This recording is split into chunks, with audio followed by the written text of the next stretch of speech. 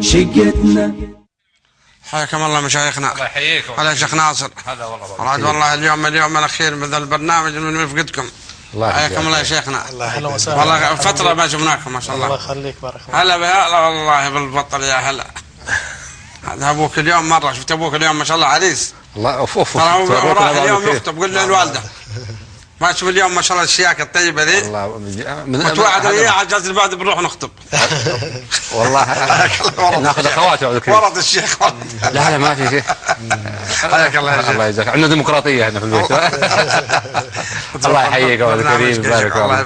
بيض وجهك يا رب يا كريم. حقيقة هي آخر ليلة في هذه الشقة، نسأل الله أن يعمرها بالطاعة، ونسأل الله سبحانه وتعالى أن يكتب لكم الأجر ما مضى، ونستقبل حقيقة أيام قادمة بإذن الله بطاعة وعمل في خدمة هذا الدين نشرف به وخدمة مجتمعاتنا الإسلامية، وأن نكون وإياكم حقيقة يعني ممن يستعينهم الله سبحانه وتعالى في خدمة هذا الدين في الطاعة، وهو شرف والله لا يوازي أي شرف أن الإنسان يستخدم في خدمة هذا الدين، وأن يكون نافعا في مجتمعه ويعني في أمته.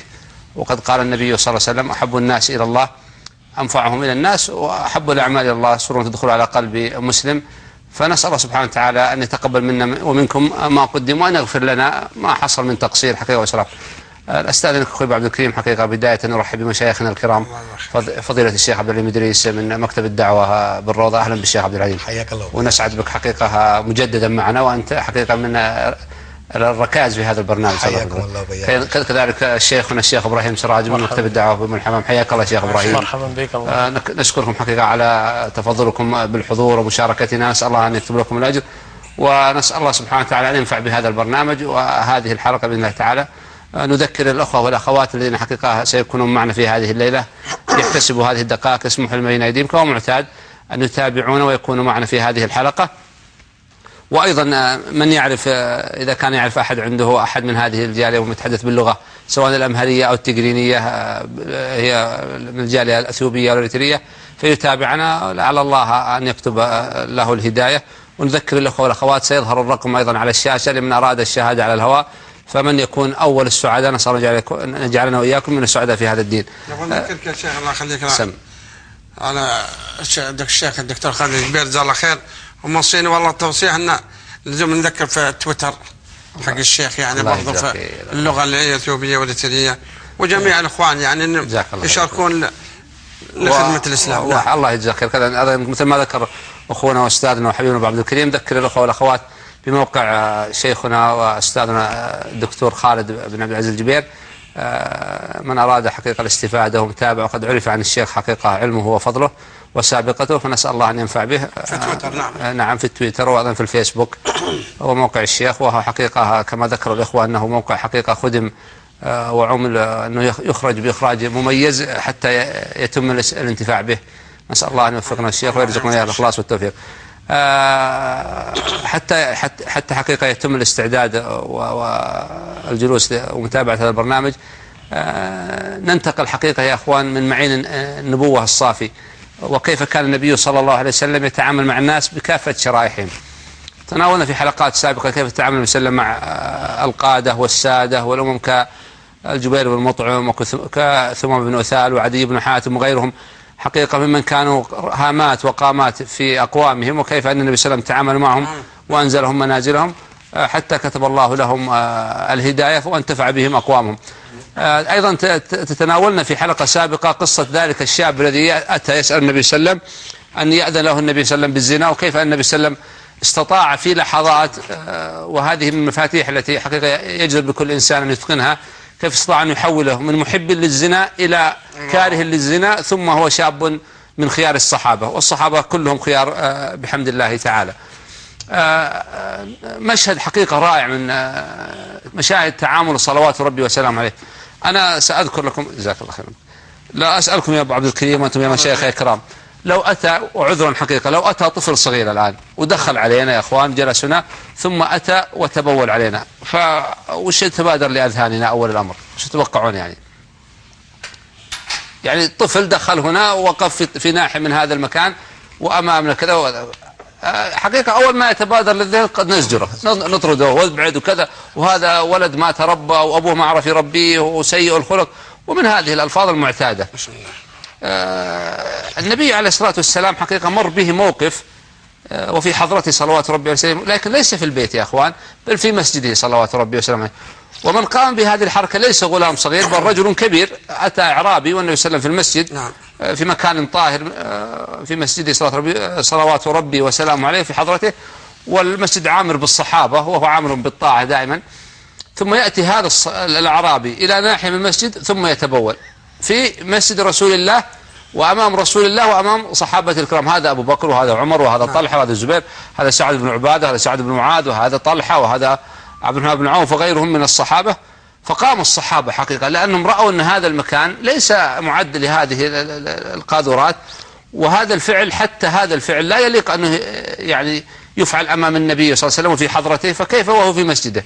فقال النبي صلى الله عليه وسلم اتركوه لا تزرموه، ثم تركه النبي صلى الله عليه وسلم حتى انتهى، ثم دعاه النبي صلى الله عليه وسلم بلطف فقال له إن هذه المساجد لم تعد ذلك. بين له النبي صلى الله عليه وسلم أن هذه المساجد لم تعد لهذا، ولكن أعدت ذكر الله تعالى، ثم وجهه النبي صلى الله عليه وسلم التوجيه الأمثل.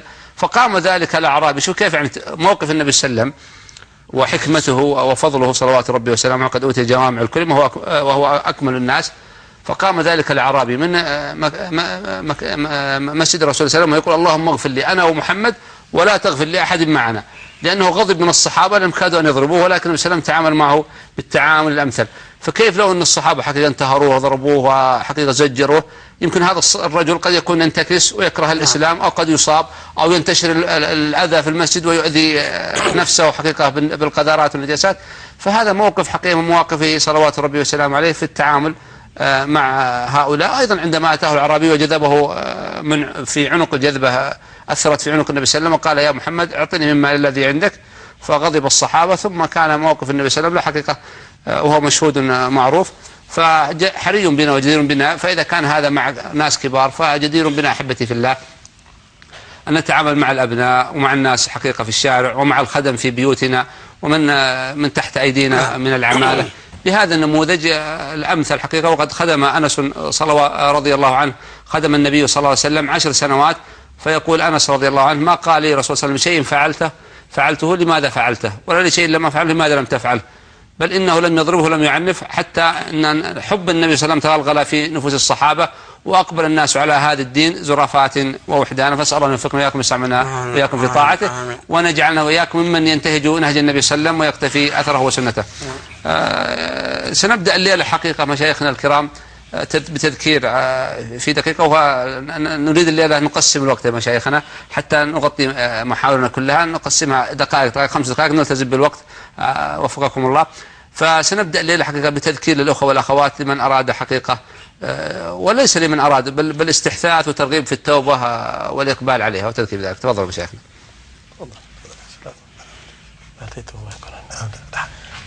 الخلق الإسلامي. الحمد لله رب العالمين، صلى الله على نبينا محمد وعلى آله وصحبه أجمعين. أما بعد، السلام عليكم ورحمة الله وبركاته. عندما مشاتشو وندموشنا هتوش عندنا تجنانين إن شاء الله.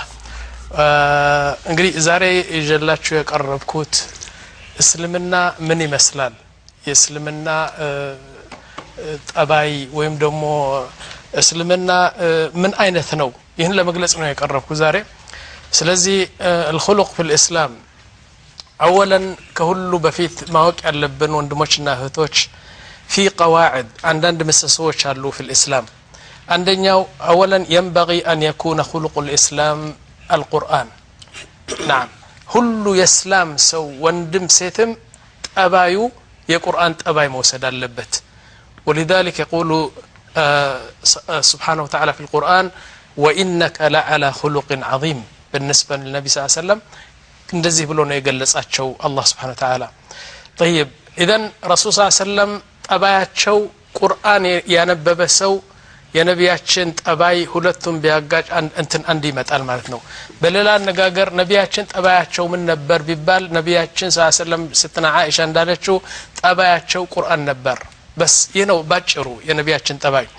طيب ከዛ ደግሞ لا تجد ابدا في القرآن آية واحدة تأمرنا بالأمر إلا وهي تنفعنا كل الآيات في القرآن يهنا درج سبال يميتك من نجر بتشانو ولن تجد أبدا آية في القرآن يعني نهانا عنها الله سبحانه وتعالى تضر يعني تنفعنا أبدا يها التدرج سلمي قدانو يهن أدرج سلمي تكمنو كذاك من لالن ضروري أدلم وندموشنا هتوش حكمة ولما وق قديت أدلم لمن دزي الله سبحانه وتعالى يهن يعززن لمن دنو بزوت ياك أو شالو بسلمنا لمن دنو دزي هذا لمثالين لالن لمن دنو أنت وشا يوشا مراك يودك أو بوتا سبات جزء أبوت عندنياو بتراب وين بأفر يالو نبيه صلى الله عليه وسلم لمن دنو بقى قالوا نبياتشن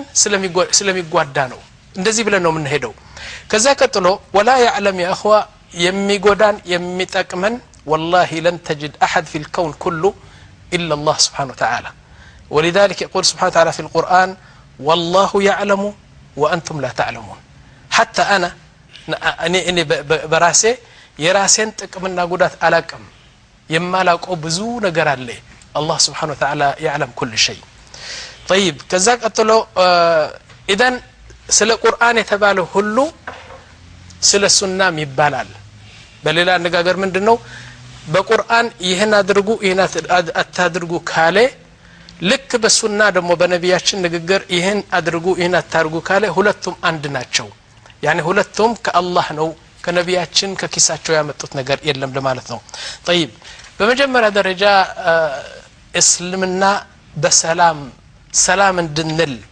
ለምናውቀው ለማናውቀው ሁሉ ጊዜ ሰላሙ አለይኩም ያል እንድንሄድ በጣም እስልምናን በዚህ አይነት ነው እንትን ያለን طيب ደሞ አንድ ነገር ሰላም ካልክ ይላሉ ዑለማዎቹ ሰላም ካልክ ያ ሰላም የምትለው ሰው